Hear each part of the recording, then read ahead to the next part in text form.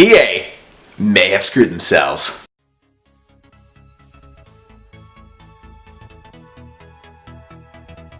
Guys, if you haven't been following the loot box controversy, I'll give you a quick update.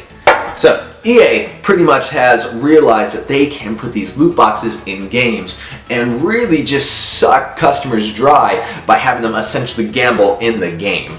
And with them gambling in the game, you know, people are spending hundreds, if not thousands of dollars to get something just for the game, and it basically is a gambling mechanism.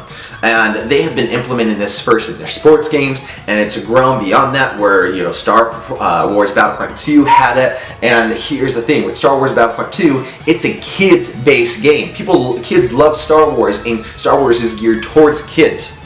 So with that, basically the community rose up, said, no, sorry, that's where you're done. You got a little too greedy. Not only a little too greedy, they finally had a huge backlash where all their customers are coming back and saying, nope. And what that created was the EA petition. Last time I checked, it was over 170,000, where people are asking Disney to revoke the Star Wars license from EA because they're using it in a very, I would say, non-ethical way if the whole progression system is being linked to loot boxes. And it seems like EA may have finally overstepped their bounds. Why? So Chris Lee just released a new video. If you haven't followed Chris Lee is one of the representatives from Hawaii. For when this all came out, he came out and said, this is not something we're going to stand for. He's the first person that pushed that if the gaming industry isn't going to regulate themselves, government is going to start regulating you. Which I'm okay with if the gaming industry is failing at regulating itself. They still have the opportunity to nip this in the butt, and they haven't. So if it comes to it, let's see just how worse it's going to get. And the sad part is, EA, if they had just been smart and wise and realized, you know what, let's make our money and not push it too far, they could still be milking this cash cow. But because they have gone a little too far, they are now getting the backlash of not only the fans, but government regulation. So let's see how this pans out.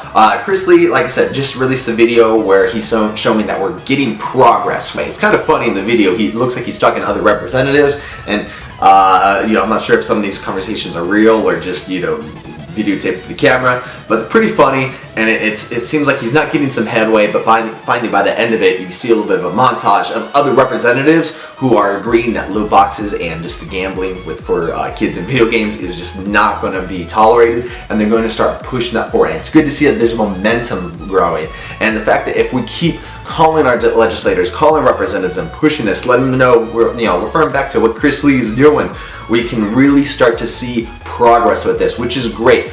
So I'll link his video in the description below. Make sure to check it out, support him, call your representatives, let them know that, you know, if the gaming industry isn't going to regulate themselves, hey, start getting in this, start pushing that, because let me tell you, once some laws are made, EA is going to realize they have kind of screwed themselves, and they're going to be losing money because now they can't implement that system, which is getting a little giddy about. So guys, this is your Morning Joe with the Successful Geek. If you haven't yet, make sure to hit that like and subscribe button. We're here every Monday through Friday at 6 a.m. to talk about gaming and, well, just life in general.